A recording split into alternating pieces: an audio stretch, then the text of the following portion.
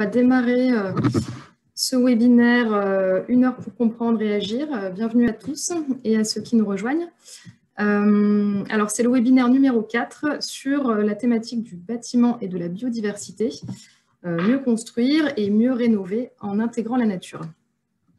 Alors, je me présente, je suis Agnès Sannequin, donc je suis chargée de mission à l'Agence régionale pour la biodiversité et l'environnement. Et je suis accompagnée d'Aurélie Ruffinati de la RBE également, mais également de Oriane Brousse de l'Agence d'urbanisme Rhône-Avignon-Vaucluse et de Catherine Dubourg et Olivier Winock qui sont de la LPO Provençale-Côte d'Azur. Alors, 2-3 mots sur l'Agence régionale pour l'environnement, pour la biodiversité et l'environnement. On est une agence publique régionale née il y a 40 ans, dont la mission principale est d'accompagner les territoires dans la transition écologique et la préservation de la biodiversité. Donc, on est une équipe de 38 agents qui sont à votre écoute, à votre service. Et donc, voilà, n'hésitez pas à nous contacter ou à consulter notre site internet pour en savoir plus sur nos activités. Alors, donc, on se retrouve depuis début 2021 tous les mois pour des webinaires d'1 heure, donc des temps de format court, pour répondre vraiment à des questions sur des sujets ciblés qui peuvent intéresser les collectivités, toujours sur cette thématique donc, de la transition écologique et de la biodiversité. Donc aujourd'hui, c'est le webinaire numéro 4 de ce cycle et vous en aurez encore un suivant le 18 mai sur les toitures végétalisées et le 22 juin sur la diminution du plastique grâce à la commande publique. Alors, le programme de ce webinaire, donc 1 heure, c'est un petit peu court, mais on va essayer de fonctionner avec une présentation un peu en entonnoir. C'est-à-dire que je commencerai par vous rappeler pourquoi il est important de prendre en compte la biodiversité dans le bâtiment et ses abords. Et je parlerai également de l'impact des formes urbaines, des constructions sur la biodiversité à différentes échelles, pour bien comprendre quels sont les enjeux. Et ensuite, on entrera vraiment dans le détail plus technique, avec donc une présentation d'Oriane Brousse de l'ORAV sur les solutions techniques de végétalisation du bâti et de ses abords, des solutions en plus adaptées au contexte méditerranéen. Et suivra ensuite une présentation donc, de la LPO et de Natharmonie avec Madame Dubourg et Monsieur Winock sur une démarche menée à Toulon d'intégration des nids de martinets dans la rénovation et la construction des bâtiments en centre-ville. Alors, on est en format webinaire parce que vous êtes nombreux. Là, on est à 80, mais je pense qu'on attend encore du monde puisqu'il y avait plus de 170 inscrits. Donc, on ne peut pas vous donner la parole au micro. En revanche, vous avez un module de questions-réponses qui vous permet de poser vos questions tout au long des présentations. Et nous prendrons un petit temps à la fin du webinaire pour essayer de vous répondre avec nos experts présents. Alors, un petit rappel, ça peut être évident pour certains, mais pas forcément. Pourquoi prendre en compte la biodiversité dans les aménagements? Alors, la biodiversité, elle subit un déclin qui se confirme, qui s'accélère à un rythme sans précédent dans l'histoire de l'humanité. Quand on parle de biodiversité, souvent, on pense aux espèces un petit peu remarquables qu'on trouve dans les espaces naturels, donc des espèces emblématiques qui sont protégées, qui sont sur liste rouge, que vous pouvez croiser quand vous allez vous promener dans les parcs nationaux, par exemple. Mais en fait, la biodiversité, c'est aussi la biodiversité de votre quotidien, des villes, des villages, des jardins. Et celle-ci, elle est aussi vraiment malmenée. En PACA, quelques chiffres concernant notamment les espèces d'oiseaux de milieu bâti. On a un déclin de 34% de ces espèces entre 2001 et 2019. Donc les espèces des milieux bâtis en termes d'oiseaux, ce sont les moineaux, les martinets, les hirondelles. Si on prend les espèces d'oiseaux plus généralistes, c'est-à-dire celles qu'on trouve plutôt dans les jardins comme les mésanges par exemple, elles ont subi un déclin de moins 35% de leurs effectifs entre 2001 et 2009, donc très rapide. Donc voilà, vraiment cette biodiversité commune, elle est également vraiment menacée. Et pourtant, il est reconnu que la biodiversité et la nature sont des atouts pour le cadre de vie. Alors, quelques photos valent mieux qu'un long discours. Je pense que tout le monde est d'accord pour dire que le cadre de vie est vraiment lié à la présence de nature, d'espaces verts, d'espaces de loisirs, d'espaces de rencontres. Et c'est vraiment une plus-value pour les territoires d'avoir ce type d'espace, puisque une preuve, par exemple, c'est qu'un appartement situé à moins de 200 mètres d'un espace vert urbain se vendra en moyenne 17% plus cher qu'un appartement qui est plus éloigné. Donc ça montre vraiment l'intérêt des populations, des habitants, pour la présence d'espaces de nature en ville. Par ailleurs, quelques arguments en faveur de la biodiversité en ville. Le végétal apporte vraiment des bienfaits, notamment une diminution de la température ambiante de l'air. On peut avoir de 3 à 10 degrés de moins en termes de température grâce à la végétation. Et sur les surfaces au sol, c'est encore plus important. On peut avoir moins 20 degrés entre une surface végétalisée à l'ombre et une surface qui va être minéralisée et au soleil. Par ailleurs, un arbre peut absorber 150 kg de CO2 en une année. C'est l'équivalent d'un trajet de 1000 km en voiture. Donc c'est vrai que dans notre région, en particulier méditerranéenne, c'est vraiment des avantages très importants puisqu'on est vraiment confronté à des problèmes de canicule qui vont en s'accroissant. Alors on ne va pas oublier la faune, elle aussi, elle apporte des bénéfices. On peut parler de la productivité agricole. Sans pollinisateurs, sans prédateurs naturels des ravageurs des cultures, on serait sans doute en difficulté pour produire ce dont on a besoin pour se nourrir. Et un exemple qui peut être très parlant dans notre région, c'est le figuier méditerranéen. En fait, ce figuier n'a qu'un seul pollinisateur. Alors, c'est un insecte à la croisée entre une guêpe et une mouche qui s'appelle le blastophage. Si ce blastophage, qui peut paraître quelconque, disparaît, le figuier ne pourra plus être pollinisé et donc on n'aura plus de figues. Un autre argument en faveur de la faune, une étude a montré qu'une chauve-souris pouvait manger 600 moustiques en 1 heure.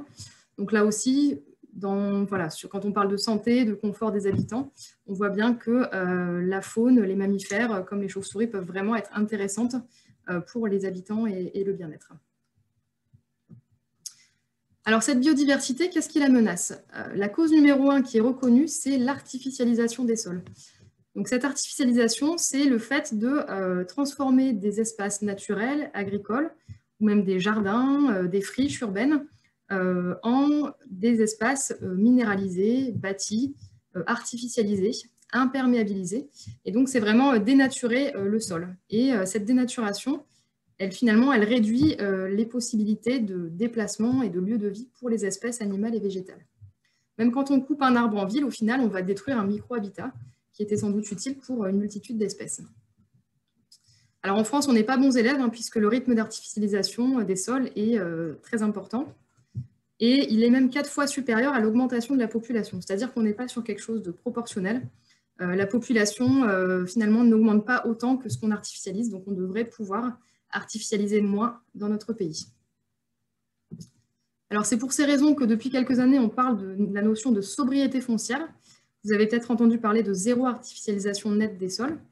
L'idée, c'est donc d'essayer de consommer moins d'espaces naturels agricoles ou d'espaces verts et donc de mobiliser des secteurs déjà urbanisés, par exemple des friches industrielles, économiques, des logements vacants qu'on va requalifier, ou bien d'essayer de concevoir des opérations d'aménagement plus compactes. Donc on parle de densification, tout en y intégrant des espaces verts. C'est-à-dire que densifier ne veut pas dire faire des cages à poules en béton.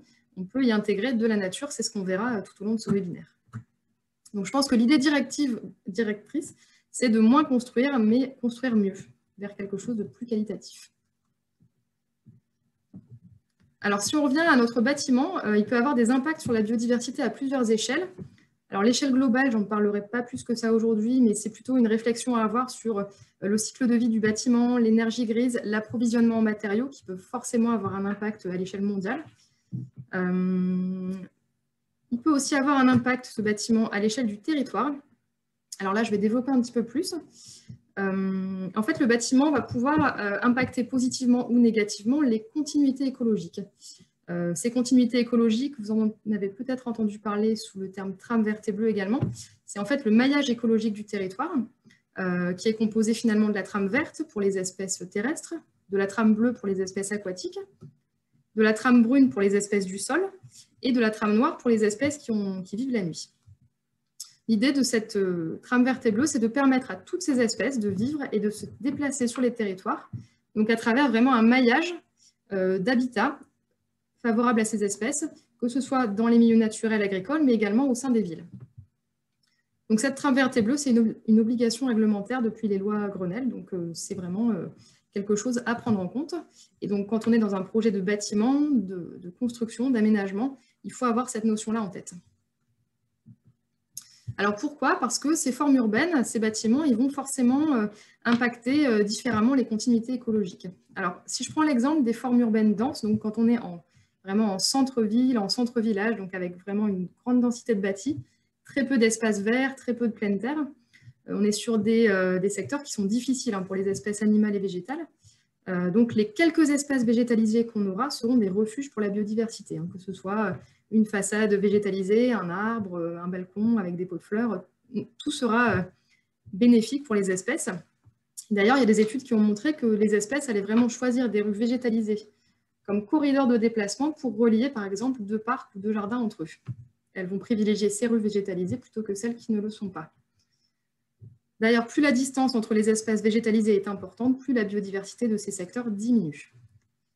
Et enfin, dernière chose à savoir, dans les secteurs denses comme ça, la structure architecturale va vraiment avoir une importance cruciale pour abriter la faune, c'est-à-dire que tout sera mis pris par les espèces pour tout ce qui est possible, hein, comme petites fissures, anfractuosités, nichoirs, gîtes, sera mobilisé par les espèces pour être occupées. Si on s'intéresse aux formes urbaines de plus faible densité, c'est-à-dire plutôt les formes urbaines de type lotissement, pavillonnaire, etc., celles-ci sont plus favorables à l'accueil de la biodiversité, hein, et c'est corrélé d'ailleurs à la taille des jardins et à la diversité des milieux aussi au sein de ces jardins. On peut dire quand même que le rôle clé qu'auront les jardins privés de ces zones pavillonnaires et résidentielles. En termes de gestion, de couverture arborée, voilà, plus la gestion sera favorable, donc sans pesticides notamment, plus la diversité des milieux de la végétation sera importante, plus on aura une biodiversité importante dans ces secteurs plus pavillonnaires.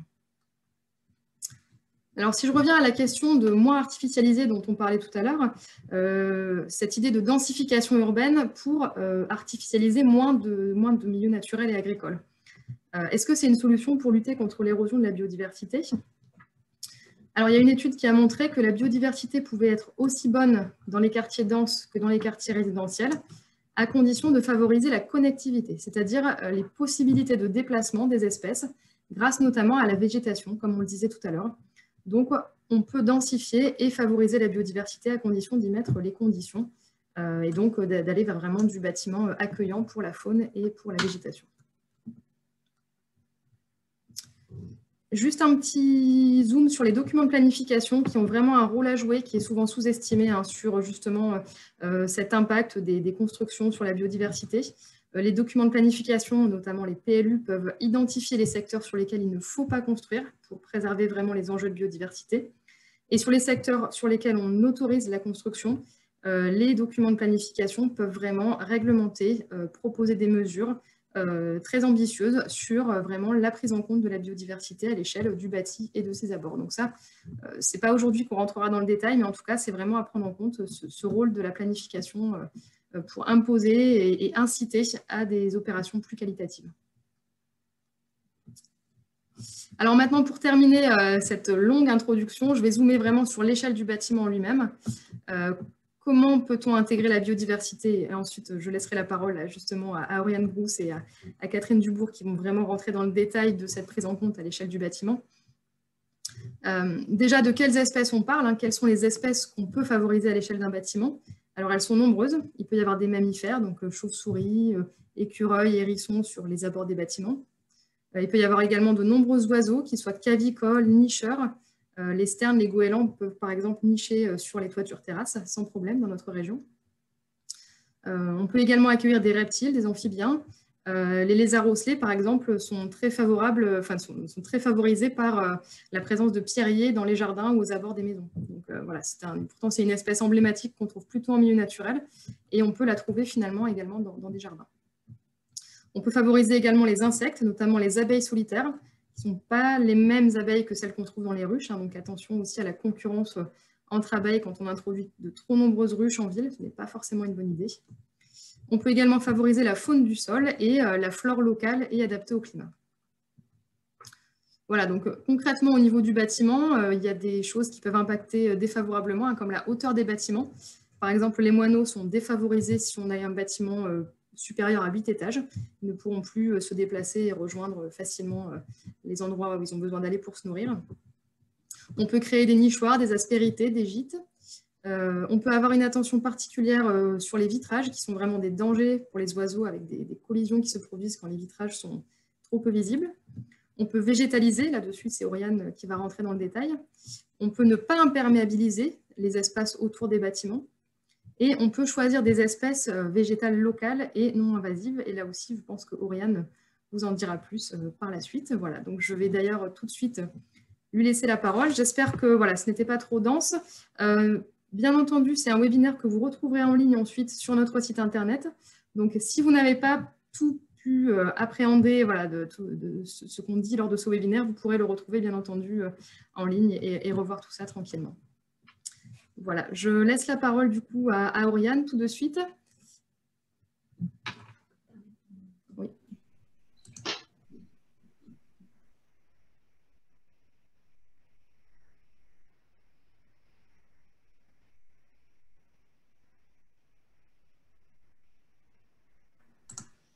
Oriane, c'est bon? Est-ce que tu es prête? Oui. Ok, je te laisse la parole. Donc, Oriane de l'ORAV, merci. Oui, bonjour à toutes Oriane et à Brousse. tous. Donc, je suis Oriane Brousse, je travaille à l'agence d'urbanisme Rhône-Avignon-Vaucluse et je suis plus spécifiquement tournée vers les questions de nature en ville. Donc là, je vais vous présenter quelles sont les solutions de végétalisation pour allier bâtiments et biodiversité, puisque c'est possible.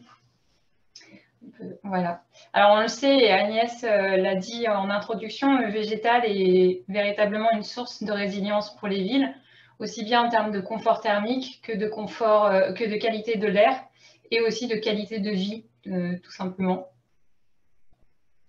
Donc, on va aborder différents points, notamment l'importance de l'urbanisme, voir comment on peut soutenir la biodiversité par des leviers d'action. Et également, dans les projets, les nouveaux projets, les projets de requalification, comment on peut végétaliser efficacement. Et enfin, on fera un petit focus sur des projets innovants. Donc oui, l'urbanisme peut tout à fait soutenir l'introduction de la nature en ville. Donc le PLU est un outil de planification très intéressant pour cela. Il permet notamment de réglementer les clôtures, par exemple. C'est l'illustration que vous avez sur cette diapositive, donc avec l'aménagement d'espaces végétalisés, soit derrière la clôture, soit la végétalisation du mur en lui-même avec des plantes grimpantes. Également, on peut aller un petit peu plus loin en favorisant l'introduction de clôtures perméables, donc qui laissent passer la petite faune avec des petits passages à faune comme vous avez en bas de l'illustration.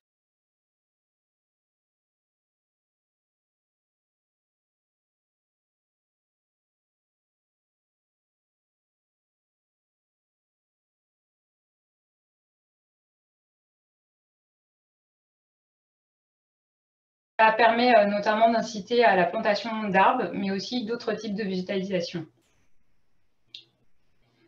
Donc, comment ça se calcule? Donc, en fait, le coefficient de biotope, c'est la surface éco-aménageable d'une parcelle sur la totalité, divisée par la totalité de sa surface. En sachant que la surface éco-aménageable, ça veut simplement dire tous ces espaces où on va pouvoir introduire de la nature. Donc, avec un ratio, puisque tout espace végétalisé ne se vaut pas forcément. Par exemple, un espace vert sur dalle assez mince, on peut décider qu'il y ait un ratio de 0,3, alors qu'un espace de pleine terre, là, le ratio va être plutôt de 1. Et puis, bien sûr, une surface imperméable n'a aucun intérêt, donc le ratio est de 0.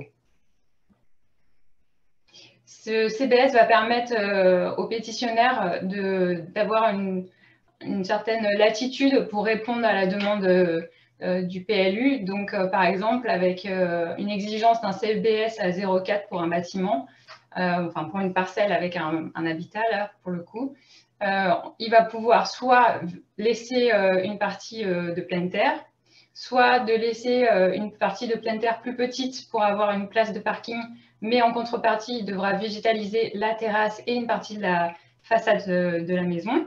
Soit s'il souhaite avoir 2 places de parking, dans ces cas-là, il conserve aussi une part de pleine terre et par contre, il végétalise la totalité du bâtiment, de la toiture du bâtiment.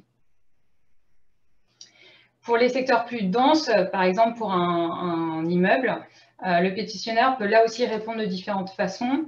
Donc, soit il végétalise la moitié de la toiture du bâtiment, si le bâtiment prend toute la place sur la parcelle, soit ils végétalisent une partie de la façade et également la toiture terrasse, en fait. Soit ils décident de réduire son emprise au sol, donc avoir un bâtiment plus petit, mais en conservant une surface de pleine terre. Également, dans le PLU, on peut très bien intégrer des fiches de végétaux conseillés et déconseillés. C'est assez important parce qu'aujourd'hui, les projets qui sont menés ne répondent pas forcément aux exigences de contraintes climatiques locales. Donc, l'objectif, c'est de pouvoir guider les pétitionnaires dans le choix de ces végétaux pour être sûr d'avoir des espaces végétalisés qui soient durables et aussi qui demandent moins d'eau que des essences horticoles, par exemple. Également, la liste des végétaux déconseillés, on ne sait pas forcément, puisqu'elle est mise à jour régulièrement, on ne sait pas forcément quelles sont les nouvelles espèces qui peuvent être envahissantes. Donc, il est important de porter à connaissance ces éléments pour éviter, limiter cette flore qui finalement prend le pas sur la flore naturelle locale. Un autre moyen pour favoriser ces espaces végétalisés, c'est tout simplement de faire appel aux citoyens, donc en favorisant la végétalisation participative.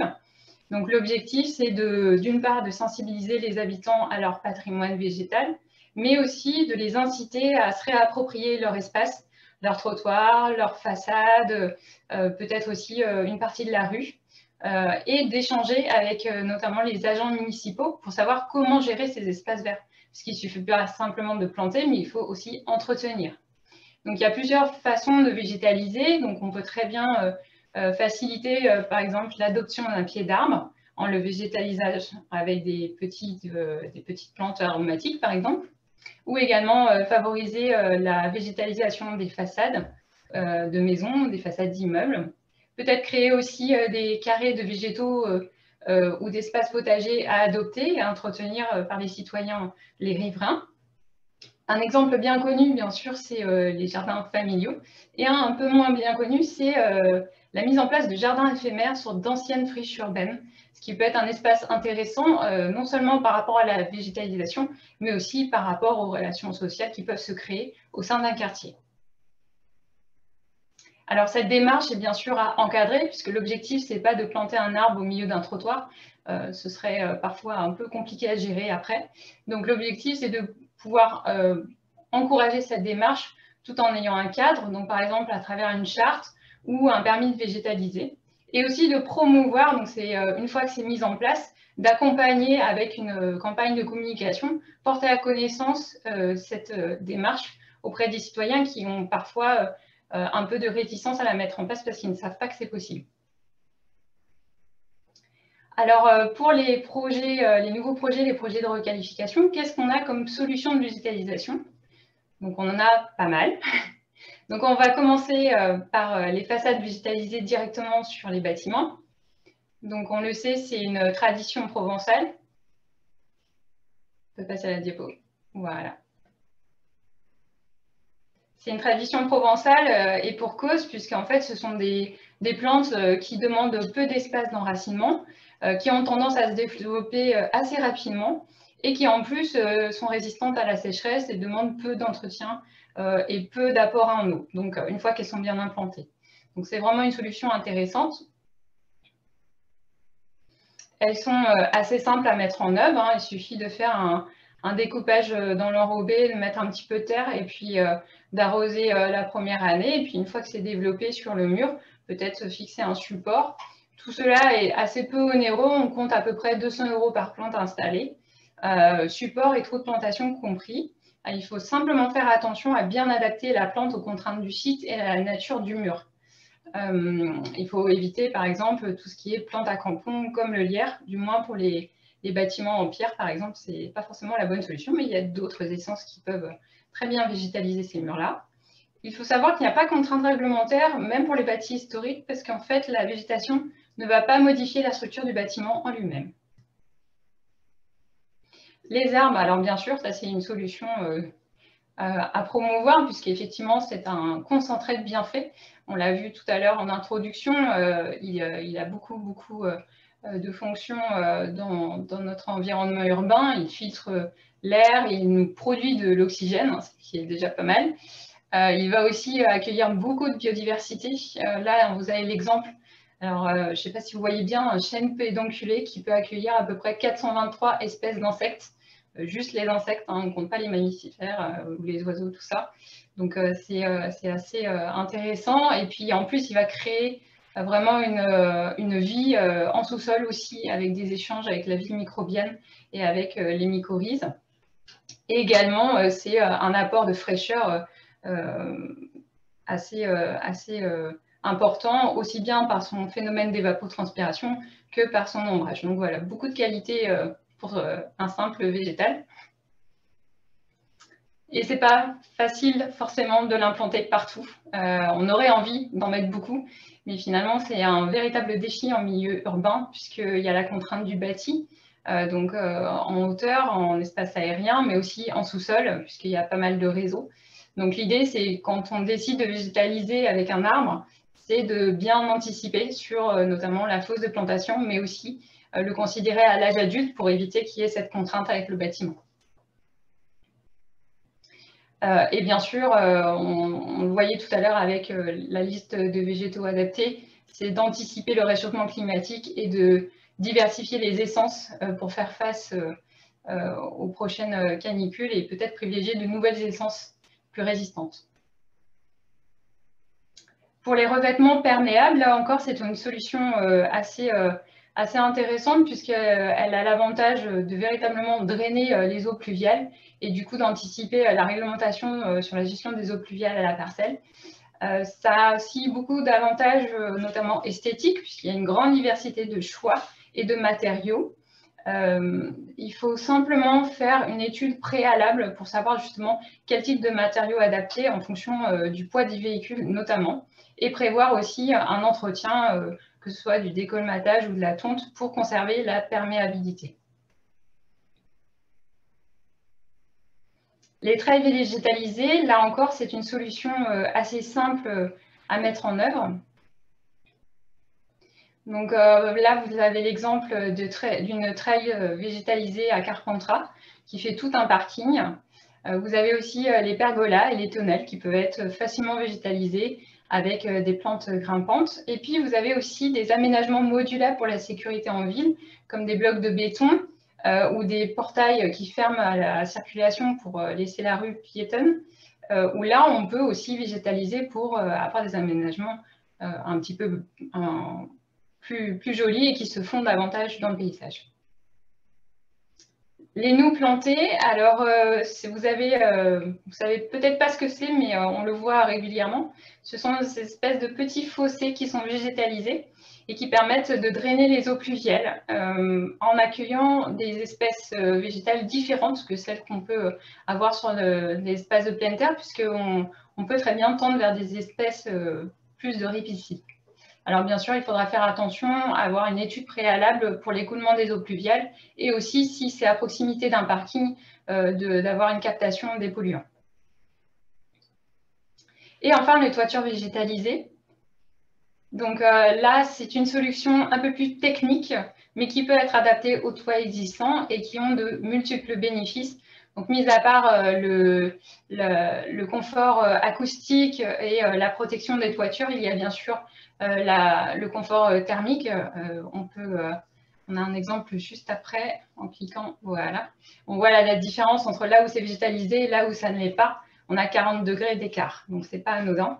Et puis également, ça permet de retenir l'eau directement, de l'infiltrer sur la toiture et une fois que l'eau s'évapore, de rafraîchir l'air ambiant. Et enfin, de pouvoir accueillir la biodiversité. Donc, ça fait une espèce de trame verte, hein, comme ça, sur le toit. À savoir qu'il y a une étude qui a été menée en Île-de-France et qui estimait que les toitures végétalisées pouvaient accueillir une biodiversité équivalente à une biodiversité de jardin. Alors là, c'était simplement pour vous donner une petite information sur les coûts, puisque bien sûr, c'est une solution technique qui a un coût supérieur à une toiture traditionnelle.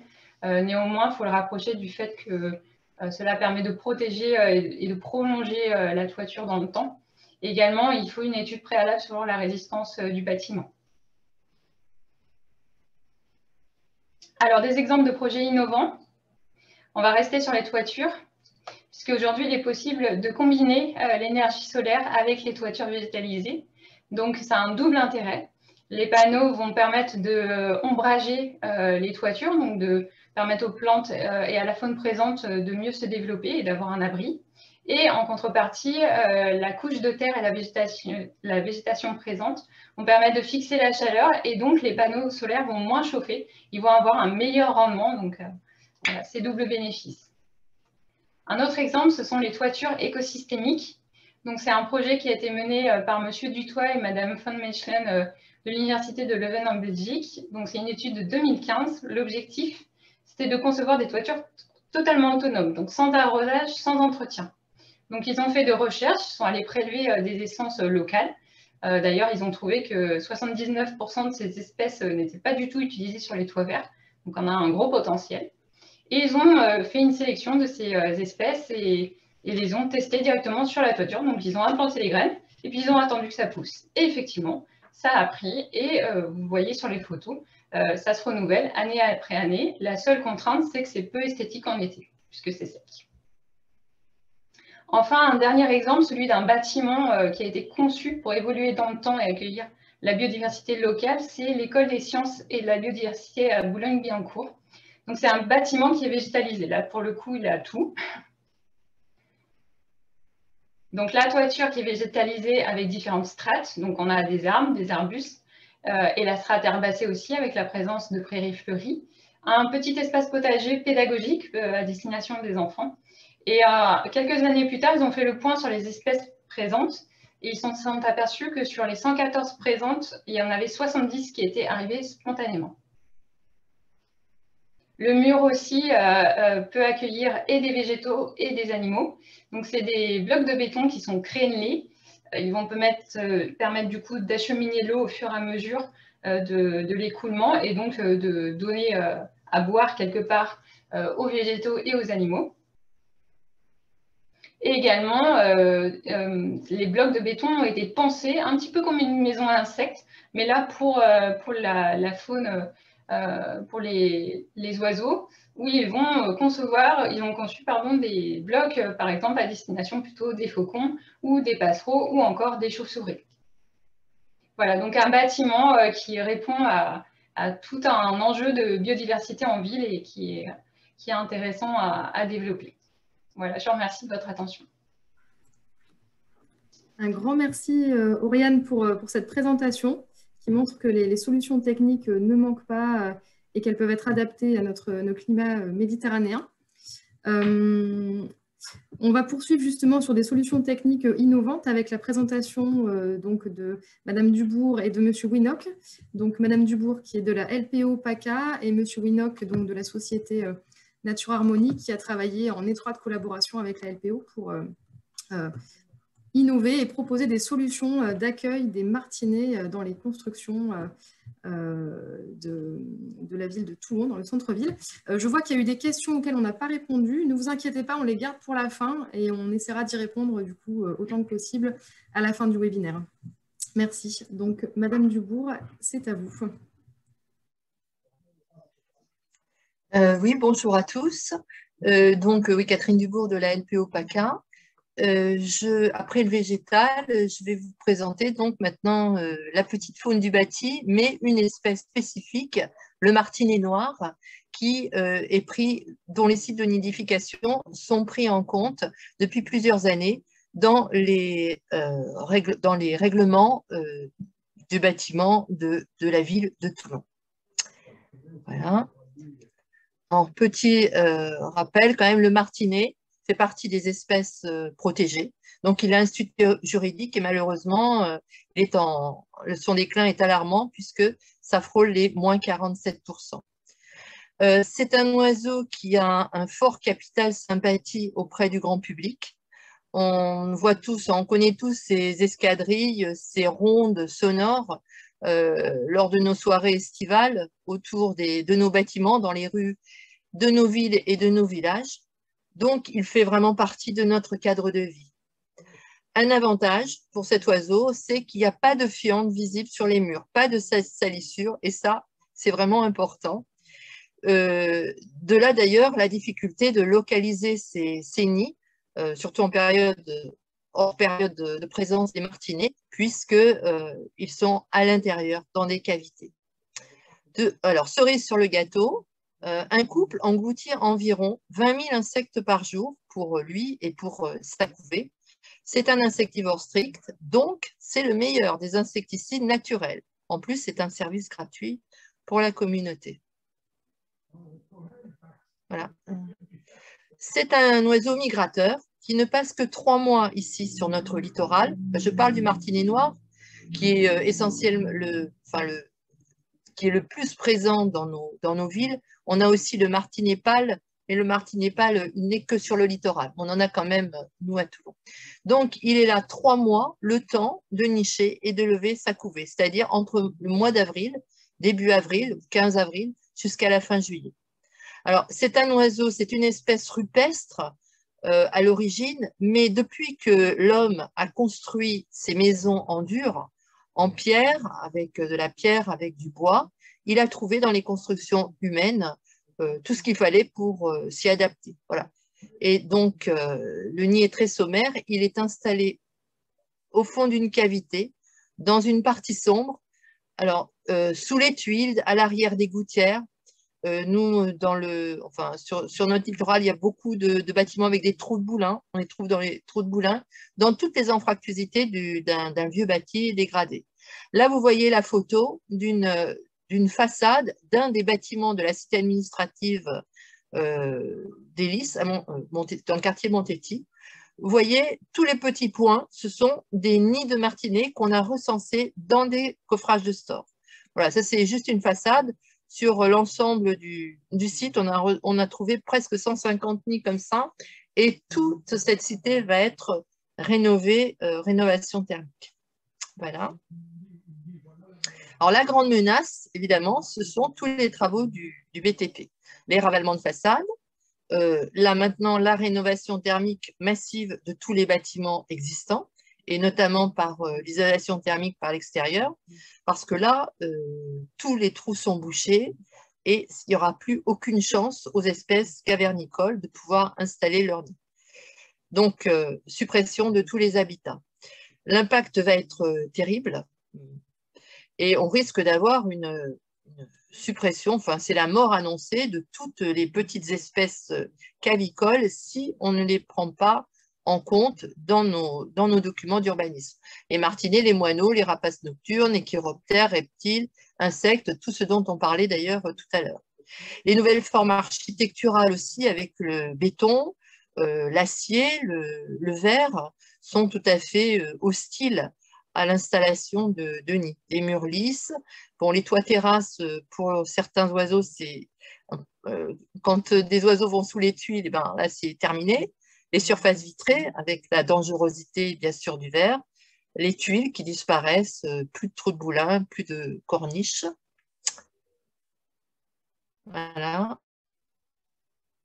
Donc, à Toulon, depuis 2016, le règlement en matière de règlement de ravalement de façade et autres rénovations du bâti impose la prise en compte des sites de nidification de martinets lors des travaux. Soit ils sont conservés, soit ils sont remplacés par des nichoirs artificiels. Et c'est une prescription obligatoire. Donc nous, depuis 5 ans, on est toute une équipe, un groupe de travail. On a recensé dans Toulon, donc la ville, la haute ville, la basse ville, environ déjà 1400 sites de nidification de martinets. On a pris les photos, donc ils sont tous localisés sur des plans cadastraux et ils sont transmis à la mairie qui les a tous cartographiés. La mairie, avec VAR Aménagement Développement, qui est l'aménageur, et la LPO, ont réalisé un flyer voilà, qui explique ce qu'est le martinet, comment on peut le prendre en compte, et donc qui est joint au dossier de toutes les demandes de travaux. Donc, normalement, tous les propriétaires et tous les porteurs de projets sont informés. Bon, alors, comme disait tout à l'heure Agnès, quelques photos valent mieux qu'un long discours. Là, je vais vous montrer quelques cas concrets avec des installations. Là, on est par exemple dans le bâti ancien, c'est la place des Halles, où vous voyez à gauche un bâtiment où on a vraiment dégradé, où on a localisé, vous voyez les petits ronds, tous les trous où rentraient, sortaient les martinets, donc des sites de nidification. lorsqu'il y a eu la rénovation, c'est-à-dire l'année dernière, les trous ont été conservés, mais pour éviter qu'ils soient trop gros et qu'il y ait d'autres espèces qui fassent intrusion, notamment les pigeons, il existe maintenant un petit tube, un petit conduit que vous voyez en béton de bois qui s'adapte au trou et qui va laisser uniquement passer le martinet pour rejoindre la cavité située à l'intérieur de la façade. Vous voyez, avant, après, on a conservé la biodiversité. Ici, c'est pareil, là, c'est un monument ancien qui est resté lors de la réhabilitation de l'hôpital Chalucé, qui est passé maintenant, c'est un beau quartier, quartier de la connaissance et de la créativité. À gauche, le recensement des nids qu'on avait trouvés dans des trous qui allaient au comble. Idem, des nichoirs. Là, ce sont des nichoirs qui ont été intégrés dans la façade avec, pareil, des petits tubes. Parce que comme l'isolation extérieure et avec l'épaisseur de l'isolation extérieure, on est obligé de mettre un petit tube pour que l'oiseau puisse arriver à son nid. Et vous voyez à droite le bâtiment terminé, donc harmonieux. On ne voit absolument rien. Et ça fonctionne puisque l'année dernière, il y avait déjà des martinets qui rentraient dans les petits nichoirs qui leur ont été proposés. Voilà. Ici, un bâtiment tout neuf, vous voyez à droite, ça a été un petit peu compliqué pour installer des nichoirs puisque tout est vitré, mais avec l'architecte, la solution a été trouvée et les nichoirs ont été installés sur le haut, sur la cheminée. C'est le seul endroit où on pouvait les mettre. Et vous voyez en bas à droite le type de nichoir en béton de bois qui est spécial martinet. Ici, un bâtiment neuf, le bâtiment Allègre, où sur une façade, et vous le voyez avant l'installation de l'isolation extérieure, on voit toute la ligne de nichoirs qui a été installée. Vous le voyez d'ailleurs en bas. Et pareil, là, il y a des petits tubes pour permettre à l'oiseau de rentrer dans sa chambre nuptiale. Voilà. Voilà le bâtiment terminé. Donc, pareil, esthétique, harmonie, on ne voit absolument rien. Idem, là, c'est toujours le quartier Chalucé avec un bâtiment très, très moderne. C'est l'école supérieure d'art et de design où l'architecte, c'était le cabinet bétonnier, qui a installé sur 2 façades donc des nichoirs. Et là, vous voyez à droite les réservations dans les murs. En bas, c'est le trou où va être installé le nichoir qui donne donc sur l'extérieur. Voilà, là c'est la dernière. La médiathèque, qui est un bâtiment patrimonial, pareil, c'est un monument historique.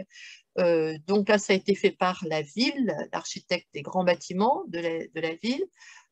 À l'intérieur, vous voyez les réservations et les nichoirs qui ont été posés à l'intérieur de la façade. En bas, le nichoir vu de l'intérieur. Et là, c'était 5 étoiles parce qu'on lui a aussi installé une petite coupelle pour venir faire son nid. Et vous voyez sur la gauche le bâtiment terminé où c'est pareil, on ne voit que quelques petits trous.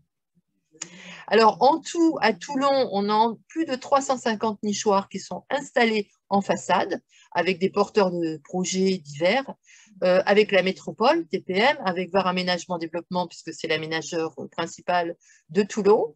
On a environ une trentaine d'immeubles où les trous, les cavités ont été conservées et on a à peu près la même chose en prévision pour cette année puis les années futures. Voilà. Merci. Alors, merci Madame Dubourg. Du coup, vous avez souhaité proposer aux prestataires avec lesquels vous avez vraiment travaillé en étroite collaboration sur on va dire l'innovation en matière de solutions d'accueil des martinets dans le bâti, de nous présenter un peu plus techniquement, très rapidement, les solutions qui sont ouvertes en termes d'accueil des martinets dans l'isolation, notamment des bâtiments. Donc, Monsieur Winnock, oui, pardon. Non, je dis qu'on a la chance maintenant d'avoir un fabricant de nichoirs en PACA parce que c'était très, très difficile vu les délais. Et en plus, là, vous allez avoir un point sur vraiment les points techniques. Voilà. Merci. Alors, du coup, Monsieur Winnock, je vous donne la parole, et je vais partager votre présentation, pour finir ces retours d'expérience, est-ce que vous êtes là, Monsieur Winock? Je ne vous entends pas. Est-ce que vous pouvez activer votre micro?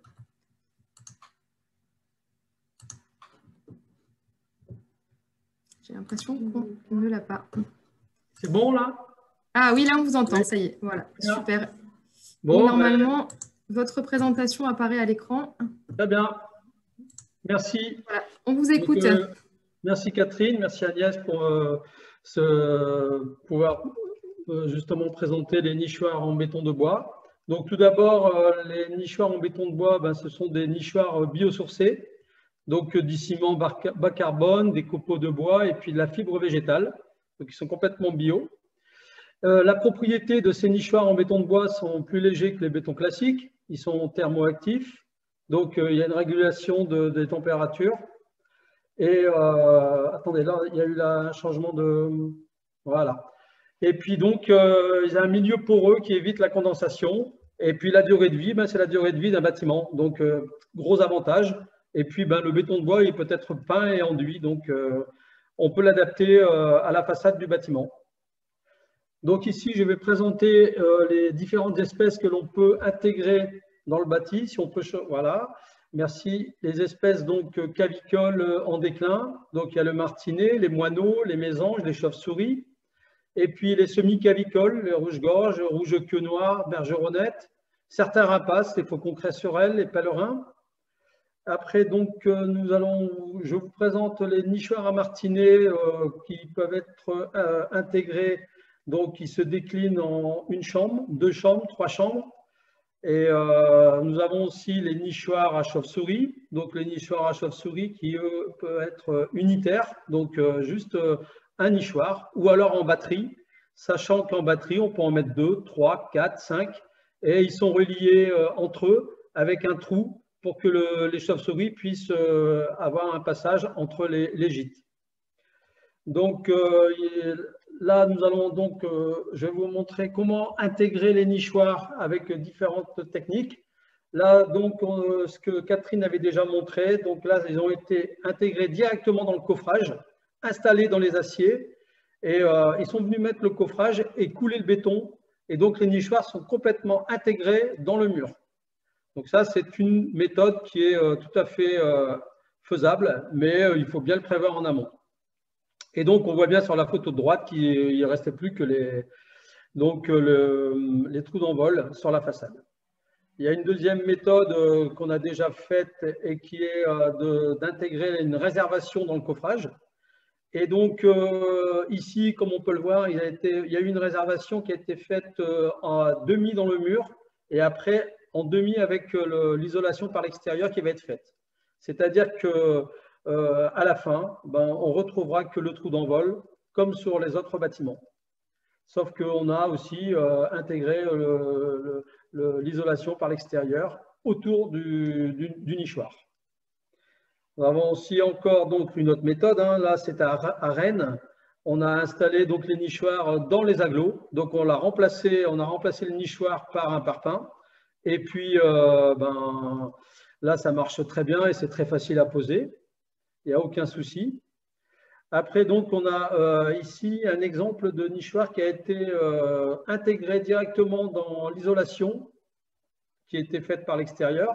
Mais comme nous sommes sur Bruxelles, là, ils viennent remettre une briquette de parement qui a permis donc de cacher les nichoirs et d'avoir une façade avec que les trous d'envol, comme on peut le voir sur la photo de droite. Et donc, après, pour la rénovation, on a aussi le souci de l'isolation par l'extérieur, ce qui est donc problématique. Et donc, on essaye de trouver des moyens pour justement intégrer le nichoir dans l'isolation par l'extérieur sans avoir de problème thermique, c'est-à-dire sans avoir de pont thermique. Si on peut changer voilà.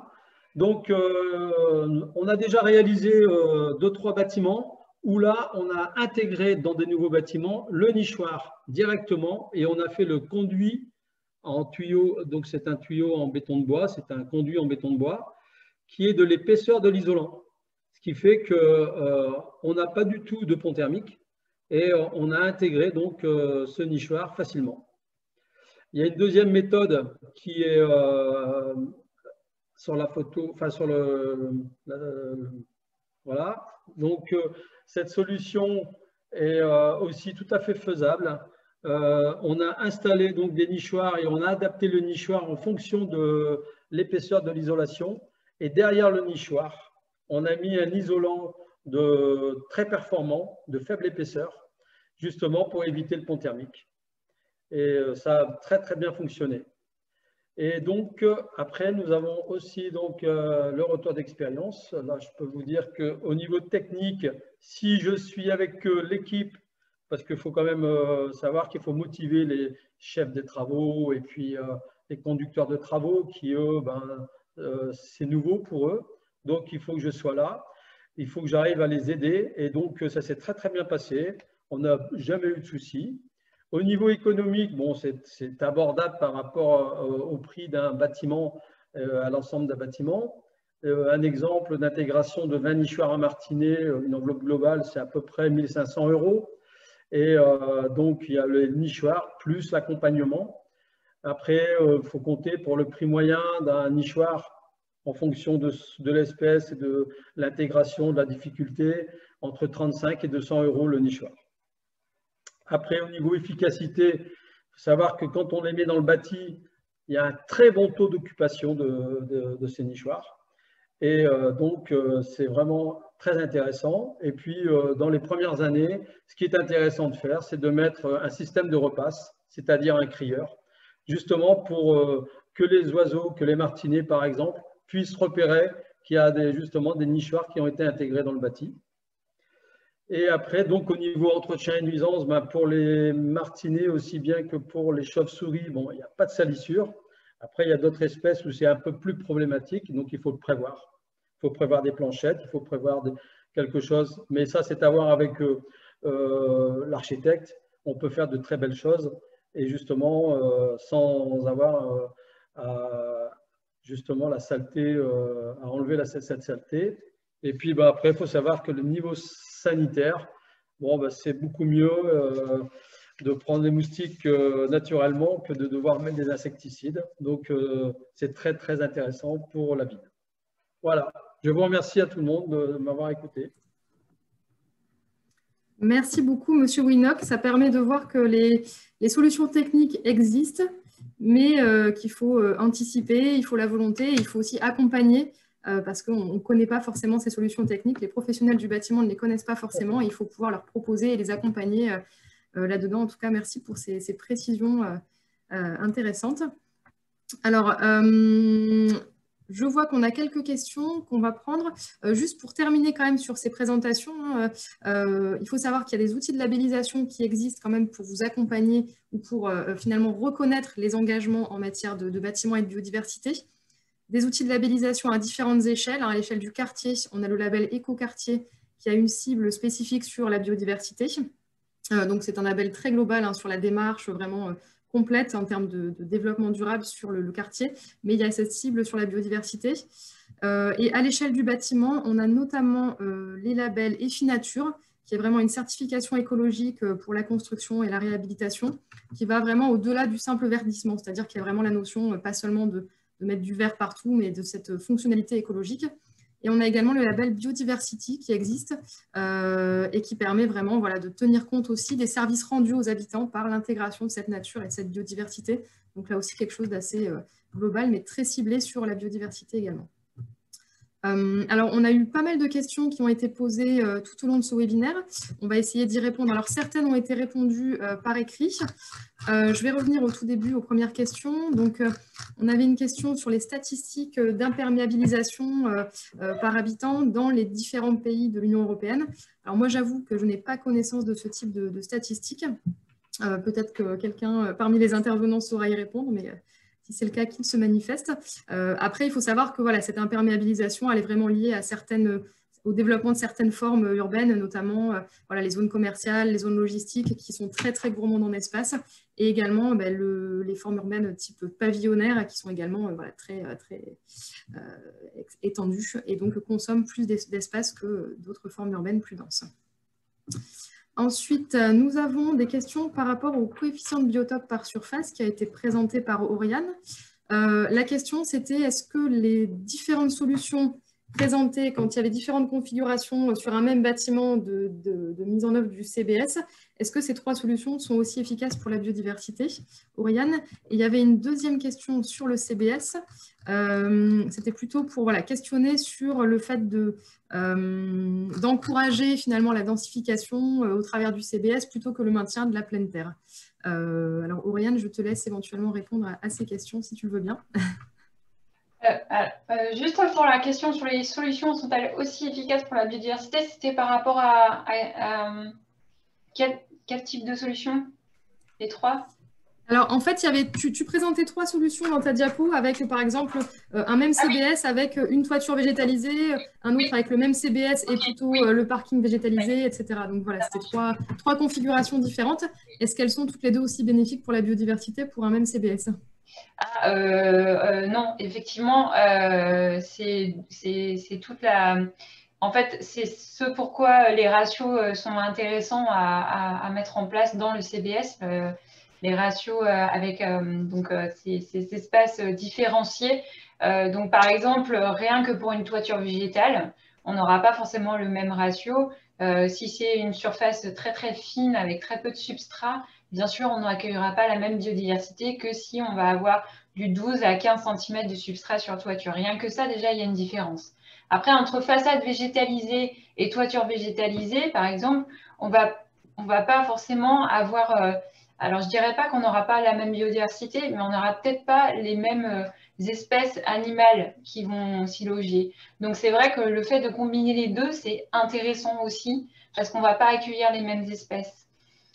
Et alors, par rapport à la surface de pleine terre, évidemment que la surface de pleine terre est à privilégier, puisqu'elle est en contact direct avec la terre. Donc, il y a une vie en sous-sol qui est très importante, qu'on ne va pas forcément retrouver sur les façades végétalisées, par exemple, puisqu'il n'y aura pas de substrat sur les parois, pour le coup. Et le CBS, alors j'ai répondu à la question, mais je vais répondre à l'oral. On peut intégrer une surface de pleine terre minimum dans le PLU pour accompagner le CBS. Effectivement, l'objectif, ce n'est pas de tout artificialiser et de ensuite végétaliser sur les bâtiments et sur les toitures. L'objectif, c'est de donner des solutions quand on est, par exemple, dans un secteur très dense où effectivement, on n'a pas beaucoup de place, où on doit répondre à ce CBS avec ces différentes solutions. Mais bien évidemment qu'il faut privilégier avant tout l'espace de pleine terre pour ne serait-ce que créer ces connexions entre les corridors écologiques. Dans la question, il y a un petit peu la réponse finalement. Mais c'est évident que le CBS, en fait, c'est pour augmenter la qualité des projets, pour qu'on prenne en compte dès la phase projet la biodiversité dans le projet et qu'on améliore cette qualité environnementale. Ok. Agnès, si je peux me permettre du coup de rebondir sur l'intervention d'Oriane, c'est vrai que du coup sur ces techniques là de toiture végétalisée, alors il y a des techniques qui commencent à être assez anciennes, et il y a des choses un petit peu plus récentes sur la végétalisation notamment. Donc, au niveau de l'agence, les partenaires nous ont demandé de pousser un peu ces techniques parce qu'on commence à avoir pas mal de réalisations. Les toitures végétalisées dans notre région avaient une mauvaise presse. Il y a eu quand même pas mal d'expérimentations autour d'elles, par exemple. Donc, on a pu aujourd'hui analyser un certain nombre de... C'est Nicolas Despierres chez nous qui a mené ce travail-là, d'où le webinaire qui aura lieu au mois de mai pour vous faire un point un peu sur ces retours d'expérience sur les toitures végétalisées. Et on fera le même travail sur les parkings, sur les cours d'école, voilà, pour voir un petit peu les techniques qui sont utilisées, les matériaux de revêtement, la végétalisation qui est pratiquée pour avoir, parce qu'il y a des choses qui ont fonctionné, puis d'autres moins bien, donc commencer à avoir ce retour sur ces pratiques voilà, qui restent encore en développement. Donc, je voulais parler de ça. Et du coup, dans la même idée, au sein de l'agence, on va aussi, avec notamment des partenaires, on a un projet de faire un guide sur la végétalisation et notamment le choix des espèces en fonction de la zone biogéographique de notre territoire, puisque les espèces ne sont pas les mêmes selon où on se trouve en région, pour végétaliser correctement nos espaces verts ou de nature en fonction de la fonction de ces espaces. Donc ça, c'est un projet aussi que nous avons pour pousser un petit peu plus loin ces techniques qui, si vous n'avez pas un naturaliste sous la main ou si, voilà, si vous n'avez pas fait d'études préalables, etc., peuvent paraître compliquées, voilà, pour aider aussi dans la pratique des collectivités. Voilà, je me permettais de rebondir sur l'intervention d'Oriane pour dire que ce sont aussi des sujets que nous allons pousser. Merci. Merci Audrey Michel pour cette précision. Je vois que Madame Dubourg est aussi en train de répondre par écrit à certaines questions très spécifiques sur les martinets, donc c'est très bien, comme ça les personnes peuvent aussi voir vos réponses en direct, c'est accessible à tout le monde. Il y avait aussi une question, je crois, pour Oriane, encore une fois, sur les 40 degrés de différence sur un toit végétalisé. Apparemment, ça avait l'air d'étonner la personne qui a posé la question. Alors, qu'est-ce que tu peux nous dire? Oui, alors en fait, c'était l'image thermique qui avait été prise. Alors là, pour le coup, c'est une étude américaine. Alors, il faut l'expérimenter. Hein. Faut aller, si vous voulez, faire l'expérience de la différence de température entre le sol et la toiture. Sincèrement, on se rend vite compte qu'il fait très chaud là-haut. Pour la conversion par rapport à l'image, parce que c'était en Fahrenheit, c'est la différence entre 26 degrés et 66 degrés. Puisque oui, sur un toit, il peut faire plus de 66 degrés, ça peut monter même à 80-90 degrés. Hein. Donc voilà, c'est à expérimenter personnellement, mais les chiffres se vérifient. Alors, autre question, merci Oriane. Avez-vous un retour sur la gestion de l'ombrage des plantes sur les toitures photovoltaïques végétalisées? Effectivement, comment ça se gère pour éviter d'avoir un ombrage sur les panneaux photovoltaïques? Alors là, pour le coup, l'exemple, c'était à Lausanne, donc en Suisse. Et en fait, ils ont fait cette expérience avec donc des strates. Alors bien sûr, il faut faire attention aux végétaux qui s'implantent, puisque l'objectif, c'est que effectivement, ils ne fassent pas d'ombrage. Donc, c'est des strates plutôt qui font du coup 20-24 cm de hauteur. Alors ça se gère par la hauteur du substrat qui est mis sur la toiture. En fait, automatiquement, quand il y a peu de substrat, les plantes qui sont hautes ne peuvent pas s'installer finalement. Il y a une strate qui reste plutôt basse. Et donc, pour ces végétaux, alors il y a toujours un entretien minimal à avoir sur une toiture végétalisée, ne serait-ce que pour la surveillance. Mais voilà, on va pouvoir jouer sur la hauteur des plantes en fonction de l'épaisseur du substrat. Je ne sais pas si j'ai répondu totalement à la question, mais... En tout cas, c'est déjà un premier élément de réponse. Merci, Oriane. Alors ensuite, je poursuis les questions. Alors, merci à toutes les personnes qui diffusent aussi des ressources. Hein, c'est toujours très intéressant pour tous les participants. Je ne sais pas s'il y avait d'autres questions.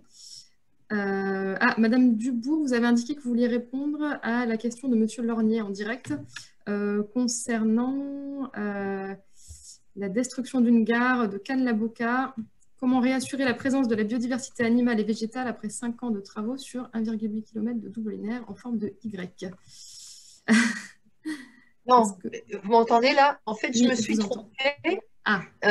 Je voulais dire simplement, je voulais l'écrire, qu'il faudrait un peu plus de renseignements et puis voir comment est fait le site. Parce que, bon, pour réimplanter la biodiversité, c'est toujours possible, mais il faut quand même recenser et voir qu'est-ce qu'il y a comme espèce et le potentiel. Voilà. Mais c'est ça que je voulais Ok. Il faudra un peu plus de détails. Merci. Effectivement, c'est vrai que c'est un peu difficile de répondre sur un cas particulier.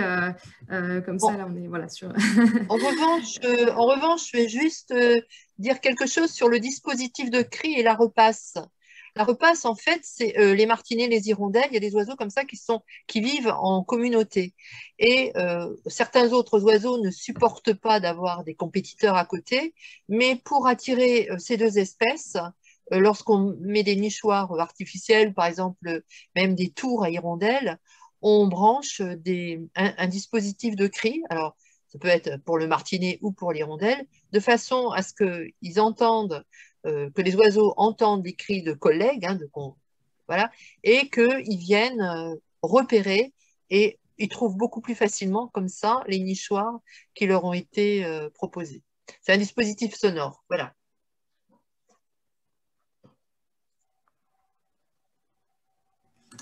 Alors, nous avons également une question sur les dispositifs de financement.